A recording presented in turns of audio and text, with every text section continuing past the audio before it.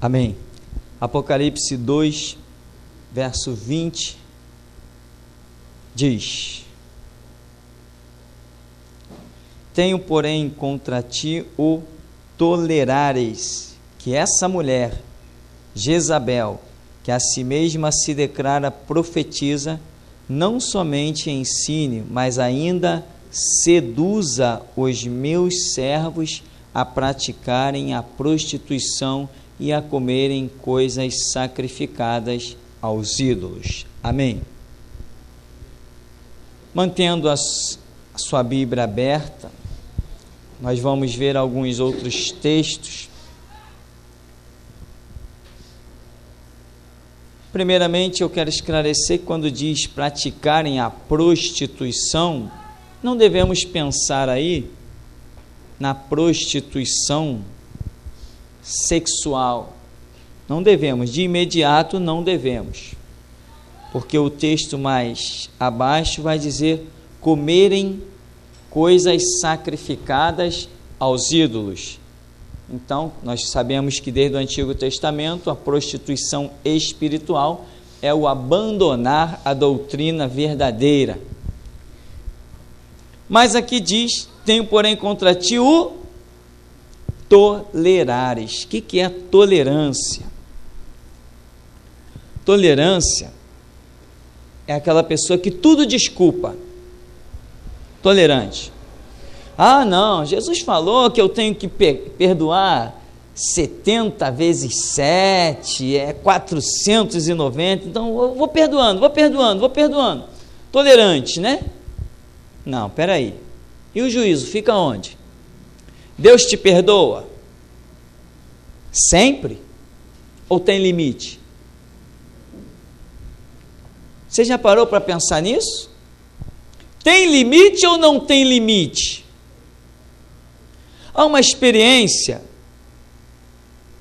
que foi contada a mim no começo da caminhada, de um jovem presidente da mocidade da igreja.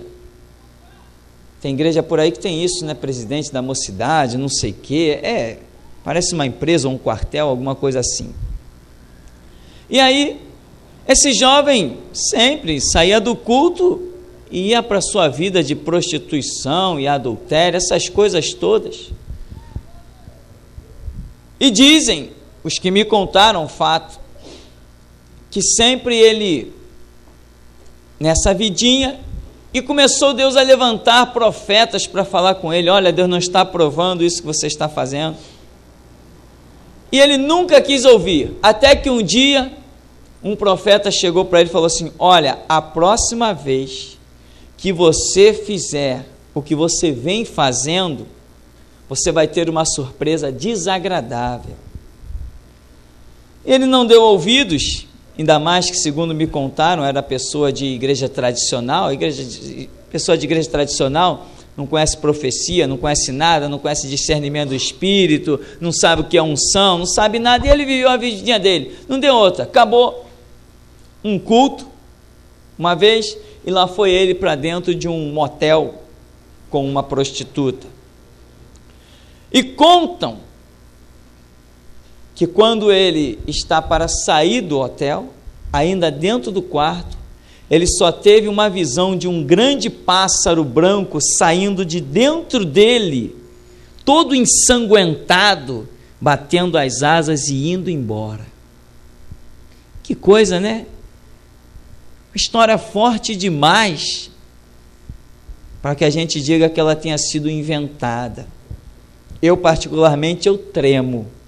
Sempre tremi, sempre que lembro dessa história. Por quê? Porque Deus não é tão tolerante assim, né? O Espírito Santo não nos abandona com duas conversas, mas que chega uma hora que ele diz: basta, basta. Amém? O que está escrito lá com Noé antes do dilúvio? Não contenderá o meu espírito para sempre com o homem, não vai contender para sempre. Não é isso que diz a Bíblia? É isso que diz. Então Deus foi e viu quem era justo aos seus olhos, reservou Noé e mandou o dilúvio. Diz: não contenderá o meu espírito para sempre. Então, Tolerância é aquele que sempre desculpa. Outra definição do dicionário para tolerância e tolerar é aquele que admite opiniões contrárias. Irmãos, qual a sua opinião? Sobre qualquer assunto, qual é a sua opinião? A sua opinião é o que diz a Bíblia. Você só pode ter uma opinião como crente, como cristão, como discípulo de Jesus Cristo. Você tem que ter a mesma opinião de Jesus Cristo. E para isso, é claro, estudar, buscar revelação, mas a partir do momento que Deus te revelou, esta é a tua opinião. O quê? O que diz a Bíblia. Você não tem que tolerar opiniões contrárias ao Evangelho, né?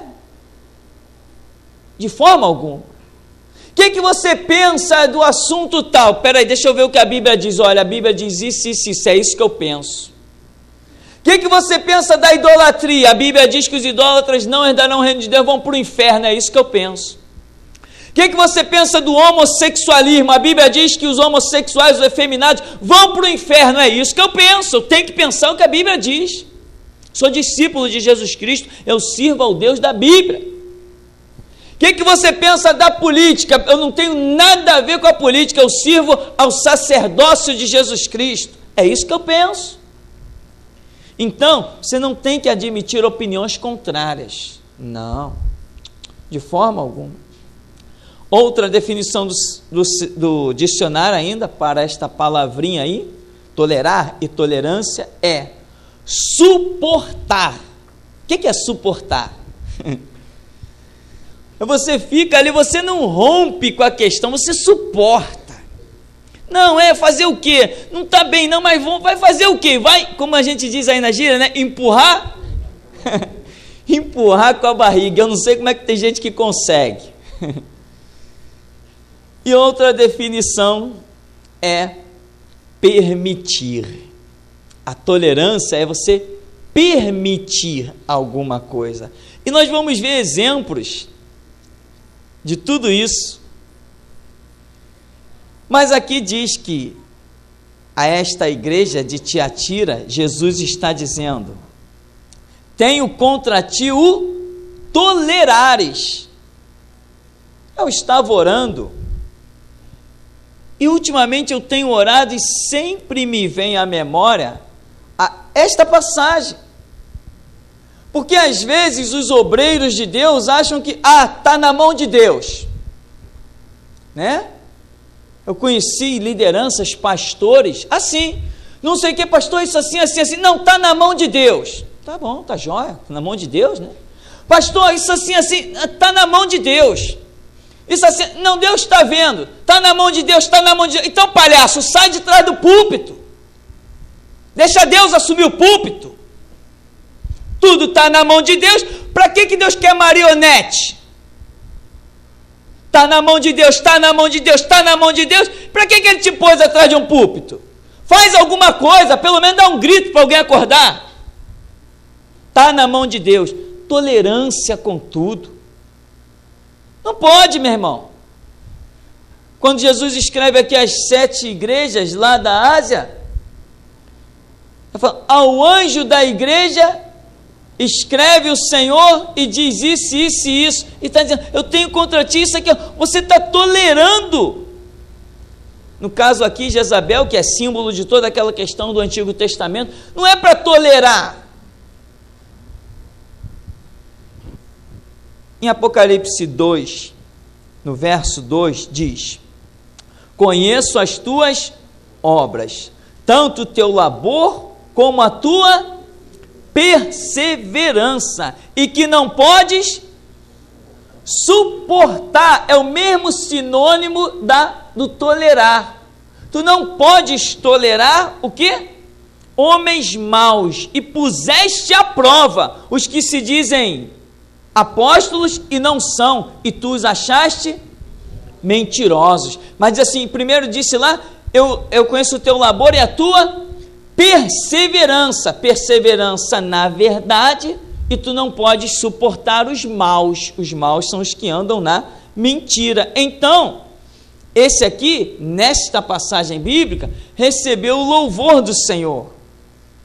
Tu persevera na verdade, eu conheço o teu labor, a tua perseverança, e sei que tu não podes suportar os maus.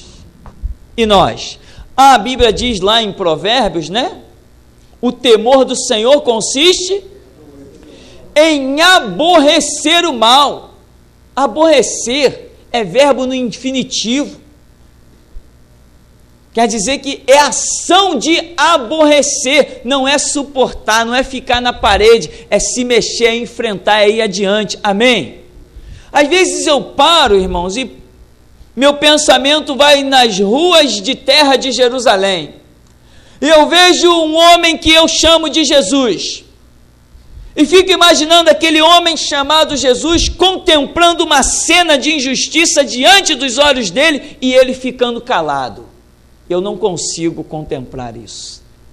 Eu não consigo ver dessa maneira. Por mais que eu tente ver Jesus quieto diante de uma injustiça, eu não consigo ver. Por quê? Porque a Bíblia diz que de Deus não se zomba, Deus não se deixa escarnecer. Tudo que o homem semear, isto também se fará. Em Apocalipse 2:14, diz: tenho todavia contra ti algumas coisas, pois que tens aí os que sustentam a doutrina de Balaão, o qual ensinava Balaque a armar cilada diante dos filhos de Israel para comerem coisas sacrificadas aos ídolos e praticarem a prostituição. A mesma coisa, né? Outro sim, também tu tens os que da mesma forma sustentam a doutrina dos nicolaítas. Portanto, arrepende-te, e se não, venho a ti sem demora, e contra eles pelejarei com a espada da minha boca. Você vê aqui, eu tenho contra ti porque aí tem os que sustentam a doutrina dos nicolaítas, e eu vou pelejar com a espada da minha boca. Quer dizer, a espada da boca de Jesus é o quê? É a doutrina do Evangelho, amém? É a sua palavra. E a doutrina lá em cima mencionada são também palavras, conjuntos de regras e normas erradas que eram sustentadas, permitidas por uma liderança. Então Jesus está falando, eu vou colocar a minha doutrina contra essa aí, e vou acabar com ela. E os que sustentam essa doutrina perecerão juntamente com ela. Amém? Então, vários episódios dessas cartas, Jesus traz a palavra de reprovação contra lideranças que sustentam, que toleram situações erradas. Apocalipse 3:10 diz assim, Apocalipse 3:10: porque guardaste a palavra da minha perseverança, também eu te guardarei da hora da provação que há de vir sobre o mundo inteiro, para experimentar os que habitam sobre a terra. Esta hora aqui ainda não chegou. Esta hora ainda não chegou. Agora, diz, porque guardaste a palavra da minha perseverança. Esta palavra é profética para o arrebatamento da igreja. A hora da provação que há de vir sobre o mundo inteiro é o reinado do anticristo. Mas Jesus está dizendo que vai guardar esta igreja que perseverou na sua palavra. Então Jesus vai arrebatar essa igreja desse tempo que estiver vivendo, quando o reinado do anticristo estiver para tomar posse. Todavia, os que não guardam a palavra da perseverança, igrejas fracas, ficarão para sofrer o massacre do anticristo, que vai receber o domínio e o poder para reinar naquele tempo, segundo Apocalipse capítulo 6. O cavaleiro no cavalo branco, que foi dado um arco e saiu vitorioso e para vencer. Então aqui Jesus está dizendo: tu guardaste a palavra da minha perseverança. O que aconteceu com essa igreja?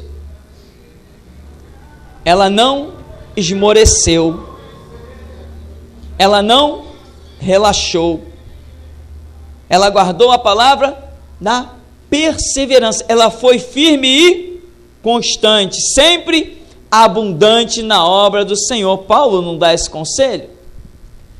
Irmãos, você não pode ser tolerante com a sua própria fraqueza. Amém? Não, hoje eu vou orar, o hoje passou. O amanhã eu vou orar, o amanhã já passou. Você está sendo tolerante com a sua fraqueza. Você não está sendo um vencedor. Aqui em Apocalipse, Jesus faz um desfecho em tudo que é canto, dizendo assim: ao que vencer. Você precisa vencer a sua própria tolerância, às vezes consigo mesmo. Você não rasga o céu num clamor. Quantas pessoas são tolerantes e complacentes com a sua própria enfermidade? Se acostumam com a sua enfermidade, cessam de clamar. Ai, graças a Deus que a ciência inventou esse remédio. O que seria de mim sem essa invenção da ciência? Não, meu irmão. Complacência, tolerância. Você serve Jeová Rafa, o Deus que cura? Então é a Ele que você tem que clamar, Ele é o teu Deus. E se a ciência não tivesse inventado nada? Nós temos um recurso maior que a ciência, nós temos que buscá-lo. O nosso fervor tem que ser constante. Ah, não tive tempo para ler a Bíblia, mas teve tempo para almoçar, teve tempo para trabalhar, não tive tempo para ir para a igreja, mas teve tempo para fazer todas as outras coisas. O que é mais importante na nossa vida? As coisas que fazemos para o mundo ou as coisas que fazemos para Deus? Então as coisas do mundo podem esperar, mas Deus não. Até quando Deus vai ser tolerante? Aí Deus passa o filme da minha vida. Olha lá você, ó, botando trabalho na encruzilhada. Olha lá você dando beijo nos bonecos do Império Romano. Quando você estava lá, você tinha tempo para isso. E a minha obra agora está largada. O clamor a mim para que eu salve vidas do inferno está largado. O estudo da minha palavra está largado. Eu tolero até quando?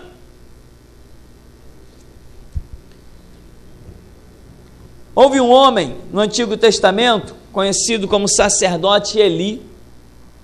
Esse aí extrapolou na tolerância. Talvez tenha sido vencido pelos seus sentimentos, né?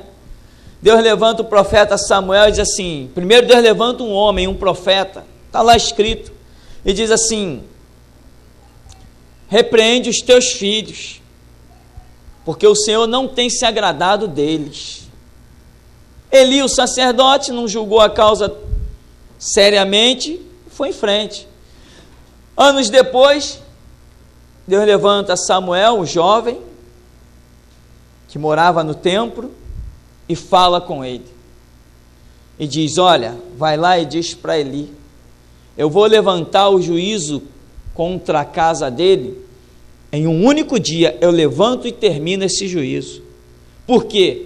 Porque ele não repreendeu os seus filhos, ele tolerou, foi tolerante, relaxado, complacente, desculpava os filhos. Às vezes ele chamava um filho e dizia assim: olha, o que eu estou ouvindo de vocês aí não são boas notícias não, hein? Que é isso que vocês estão fazendo aí, hein?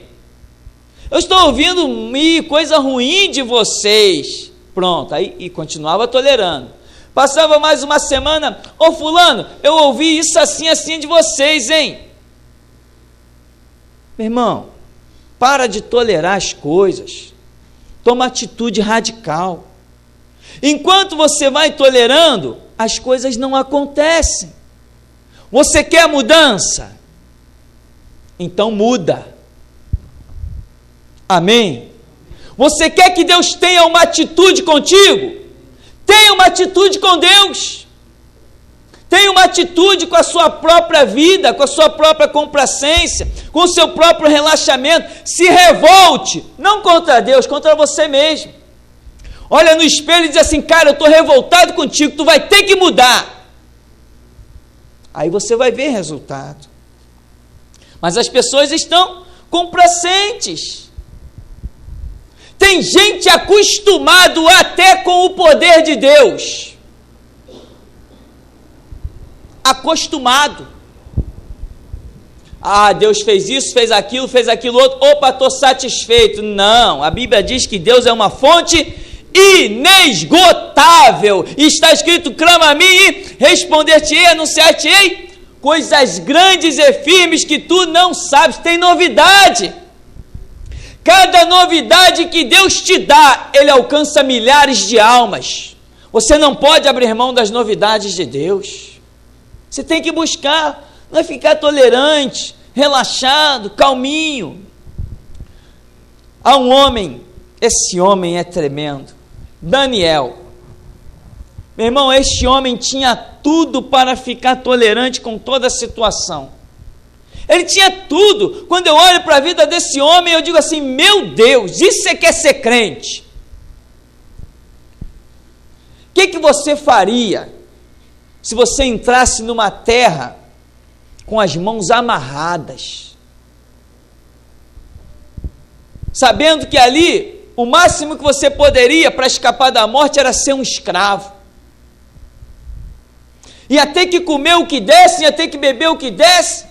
O que estava previsto para você era trabalhos e mais trabalhos, e só isso. Sabendo que talvez não pudesse nunca mais pegar num pergaminho para ler, escravo lendo. Mas Daniel, quando foi levado para a Babilônia cativo, o primeiro homem que chegou diante dele, o eunuco, que veio propor aquela alimentação, ele mostrou a diferença. Ele falou: epa, não vou tolerar isso aí não. Eu sou judeu, eu sirvo um Deus vivo. Se eu estou aqui é porque Deus está no controle disso também, porque eu sei que eu sirvo um Deus vivo. Eu sei em quem tenho crido, poderia ele pensar se Paulo não tivesse escrito tão tarde. E aí ele diz: vamos fazer o seguinte, me dá só legumes. Pode dar as iguarias do rei para todo mundo, eu vou comer só legumes. Com a atitude dele, diz a Bíblia que Deus deu graça diante do eunuco, que temeu pela própria vida, mas Deus deu graça, e assim foi feito, e Daniel foi achado numa beleza inigualável, foi achado numa sabedoria inigualável. Mas por quê? Porque ele não olhou assim: eu estou cativo aqui, o que eu vou fazer da vida? Estão me propondo carne, então manda carne. Estão me propondo o legume, então me dá o legume. Estão me propondo a farofa, então me dá a farofa. Ele falou: não, nada disso, eu não vou ficar tolerante com tudo não. Ele fez diferença. Depois nós vemos Sadraque, Mesaque e Abednego, não toleraram. Eles olharam, tocou a música, todo mundo botava a cara no chão e adorava a estátua lá do rei, não era isso que acontecia? O que eles falaram? Não vou tolerar isso não. Eu prefiro a morte do que tolerar isso. Como está a tua vida, irmão? Está vendo o resultado mesmo? Está vendo sinal mesmo? Está ouvindo Deus mesmo? Está vendo os anjos passear? Está vendo o céu aberto? Então, se você não está vendo, prefira a morte, mas não tolera isso, que isso não é cristianismo. Cristianismo é ver os céus abertos e o poder de Deus se manifestar. Isto é cristianismo. Cristianismo é você passar e o diabo se envergonhar e sair da tua frente. Isto é cristianismo.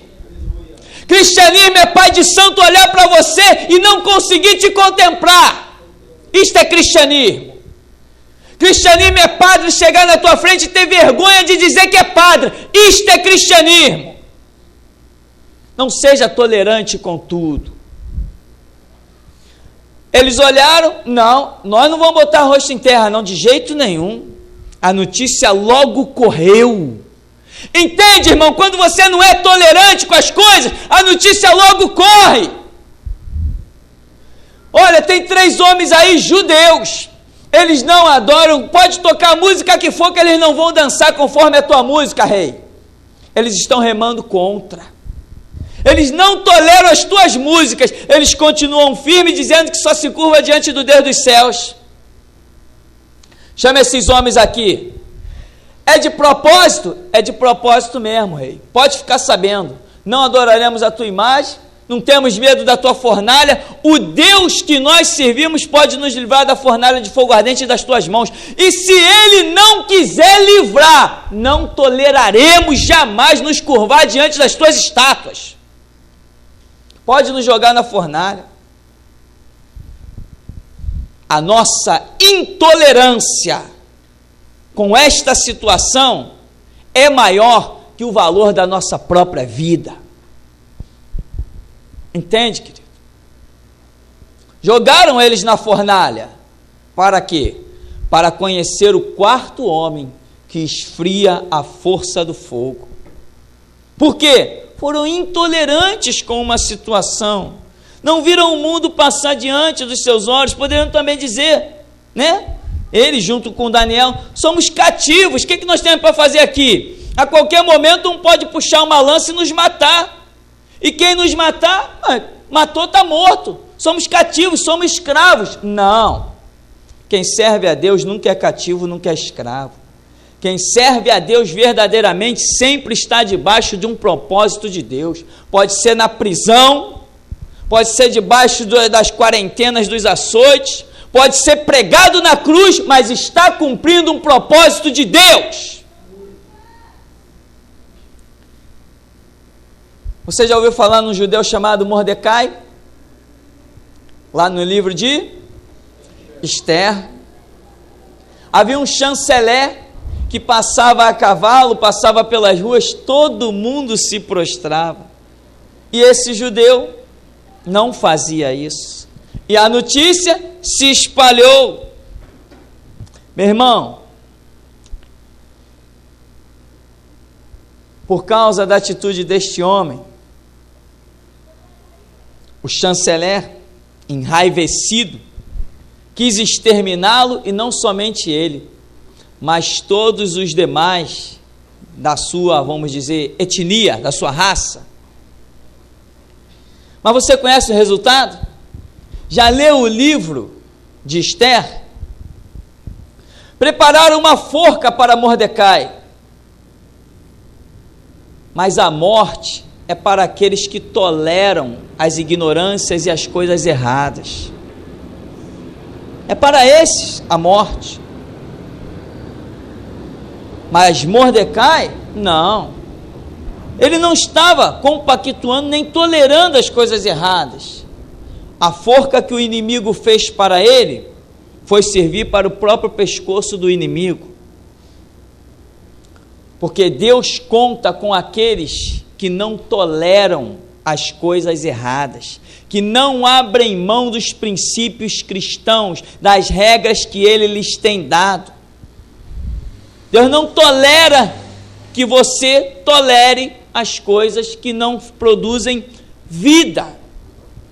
Deus quer contar com a sua vida, mas sem tolerâncias. O temor a Deus, vamos repetir, consiste em aborrecer o mal, a soberba, a arrogância e o falso caminho, diz a Escritura, eu os aborreço. Você quer ver os sinais de Deus na sua vida? Quem não quer? E quando nós olhamos para um homem chamado apóstolo Pedro, nós vemos sinais, prodígios e maravilhas. Mas aquele homem foi intolerante.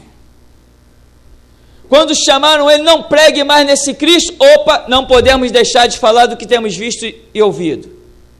Não prega na cidade, vamos pregar na porta do templo.